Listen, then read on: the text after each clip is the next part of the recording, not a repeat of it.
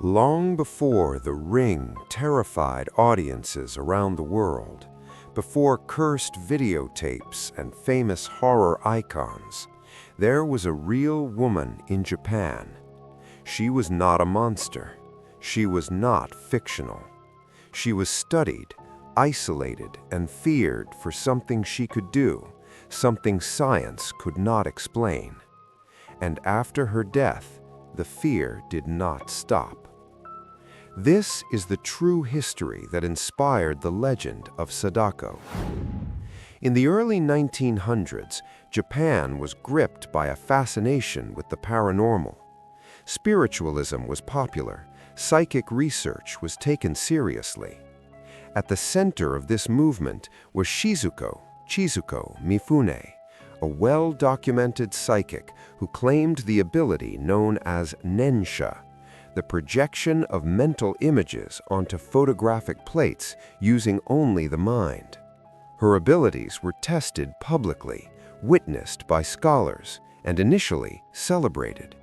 But admiration soon turned into suspicion. When Shizuko failed to reproduce her results under harsher scrutiny, she was ridiculed, accused of fraud, and publicly shamed. In 1911, overwhelmed by pressure and humiliation, she took her own life. Her death shocked the nation. But the story didn't end there. Later retellings of Shizuko Mifune's story began to change. Some accounts claimed she left behind a child, a quiet girl, intelligent, withdrawn, possibly showing signs of similar abilities. There is no historical record confirming this child ever existed. No name, no photograph, no official documentation. Yet in later fiction, this imagined figure became known as Sadako, a symbolic daughter, representing inherited trauma, social stigma, and the fear that suffering could be passed on. What is historically documented is this. Japanese researchers of the era closely studied psychic phenomena. Other young women, such as Sadako Takahashi, were observed and photographed during similar experiments.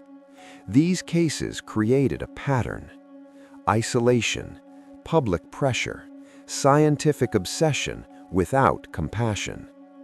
Over time, these real women and tragedies blurred together. Fact became legend, legend became horror. Decades later, author Koji Suzuki drew inspiration from real psychic experiments, public humiliation of mediums, Japanese beliefs about unresolved suffering. From this, he created Sadako Yamamura, the iconic figure from The Ring.